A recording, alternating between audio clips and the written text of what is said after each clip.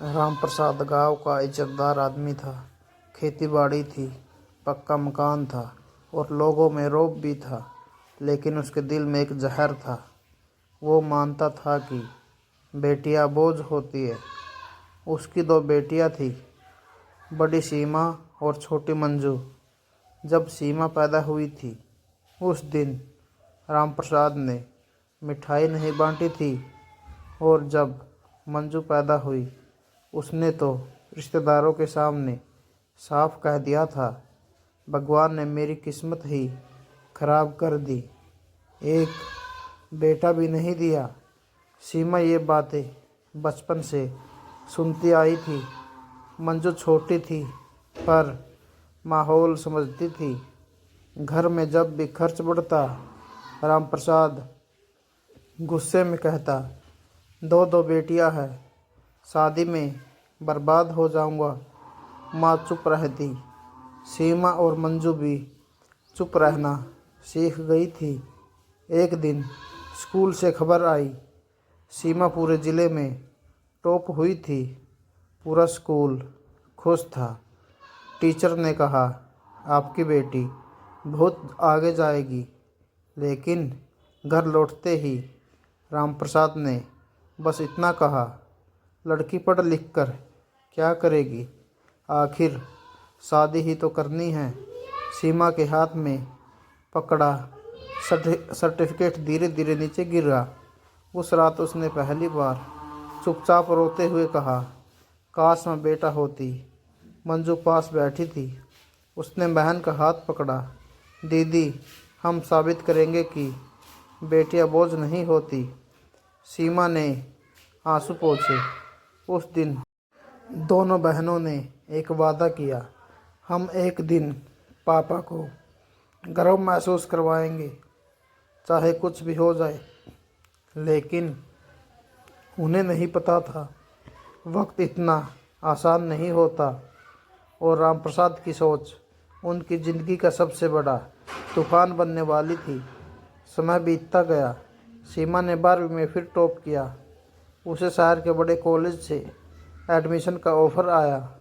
Teacher खुद घर आए और बोले, राम प्रसाद जी, आपकी बेटी बहुत होशियार है, इसे आगे पढ़ाइए। लेकिन राम प्रसाद का जवाब वही था, लड़कियों को ज़्यादा पढ़ाकर क्या करना, शादी करनी है बस। सीमा की आंखों से आंसू आ गए। मंजू गुस्से से भर गई। उस रात पहली बार घर में ज़ोरदार झगड़ा हुआ। सीमा ने हिम्मत जुटाकर कहा, पापा, मैं पढ़ना चाहती हूँ, अपने पैरों पर खड़ा होना चाहती हूँ। राम प्रसाद ने मेज़ पर हाथ मारा, जब तक मैं ज़िंदा हूँ इस घर की लकड़ियाँ मेरी मर्जी से चलेगी। सीमा का सपना उसी पल टूट गया। कुछ दिनों बाद शहर से फिर कॉल आया। सीमा को स्कॉलरशिप मिल गई थी, पूरी पढ़ाई मुफ्त। माँ ने धीरे से कहा, जाने दे, इसे इसका भविष्य बना जाएगा। लेकिन राम प्रसाद ने गुस्से में साफ मना कर दिया। उस रात सीमा छत पर बैठी रो रही थी। मंजू उसके पास आई। दीदी, अगर हम यहीं रहे तो कभी कुछ नहीं बदल पाएंगे। सीमा चुप रही। मंजू ने उसका हाथ पकड़ा, चलो अपने सपनों के लिए घर छोड़ देते हैं। सीमा का दिल कांप गया।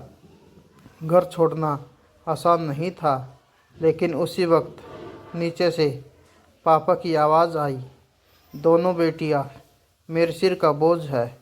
बस वो आखिरी शब्द थे। सीमा और मंजू ने एक दूसरे को देखा। आधी रात को बिना किसी को जगाए दोनों घर से निकल गई। पीछे रह गया एक घर और एक बाप, जिसे लगा था कि बेटियां कभी कुछ नहीं कर पाएगी। लेकिन किस्मत ने कुछ और ही लिखा था। 7 साल बीत चुके थे। गांव में अब बहुत कुछ बदल चुका था, लेकिन रामप्रसाद की ज़िंदगी नहीं। खेत धीरे धीरे बिक गए, कर्ज बढ़ता गया।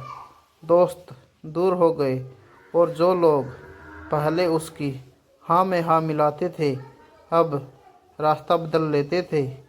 घर में सन्नाटा रहता था। बीमारी ने रामप्रसाद को कमज़ोर कर दिया था। पत्नी भी अब ज़्यादा बोलती नहीं थी।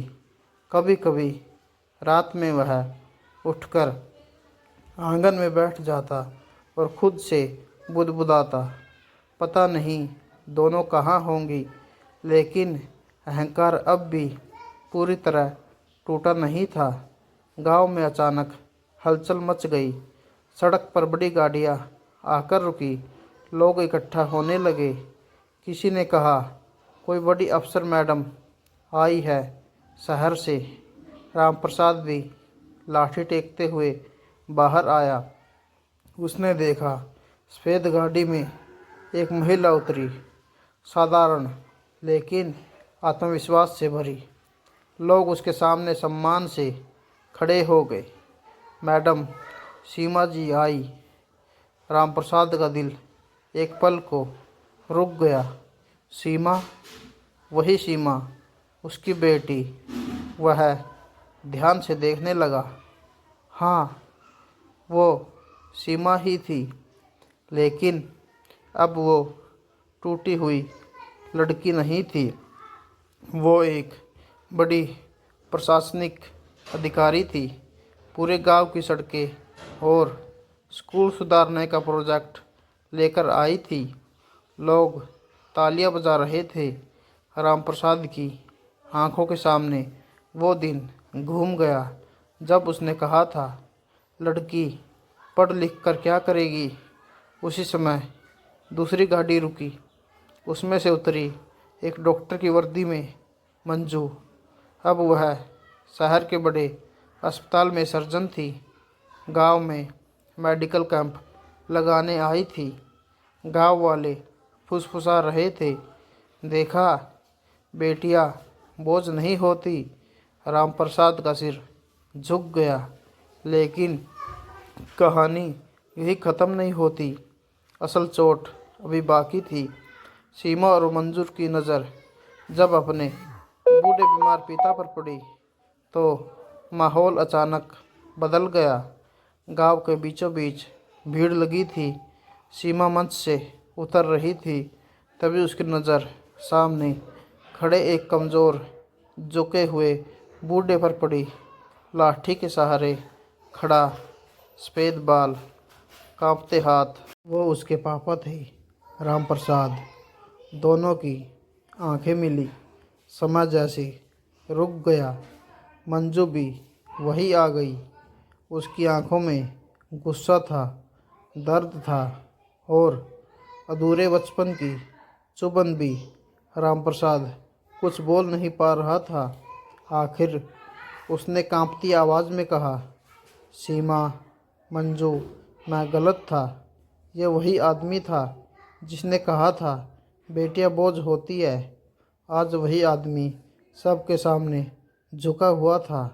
भीड़ में सन्नाटा छा गया।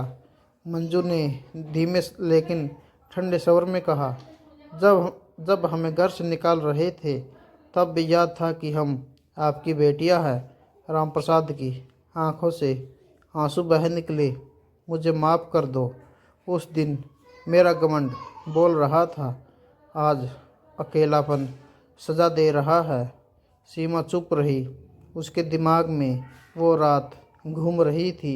आधी रात का अंधेरा, घर छोड़ते समय कांपते कदम और पापा की वो आवाज़, बोझ है दोनों।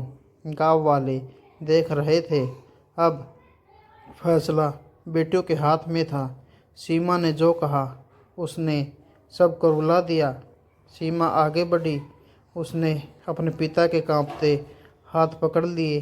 पापा, आपने हमें ठुकराया था, लेकिन हमने आपको कभी अपने दिल से नहीं निकाला। मंजू की आंखों से आंसू बह निकले। हम बदला लेने नहीं आए, हम साबित करने आए थे कि बेटियां बोझ नहीं होती। रामप्रसाद वही ज़मीन पर बैठ गया रोते हुए। आज उसका घमंड पूरी तरह टूट चुका था, लेकिन वक्त की अभी आखिरी परीक्षा बाकी रखी थी। रामप्रसाद की तबीयत अचानक बिगड़ गई। मंजू ने तुरंत उसे संभाला। गांव वाले हैरान थे।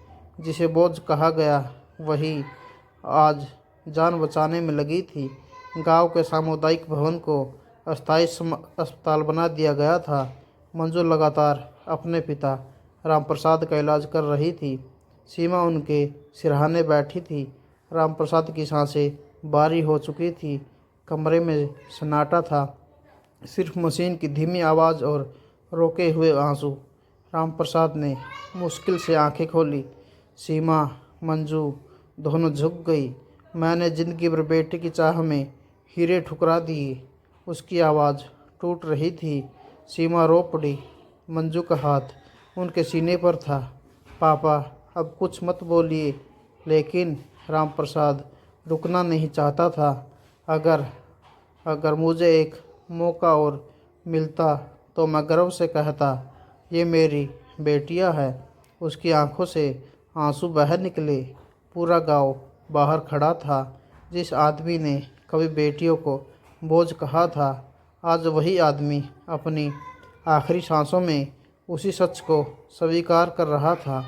रामप्रसाद ने कांपते हाथ से दोनों बेटियों के हाथ पकड़ लिए। मुझे माफ़ कर दो। सीमा ने झुककर उनके माथे को चूम लिया। हमने आपको कब का माफ़ कर दिया पापा। मंजू की आंखों से आंसू गिरते रहे।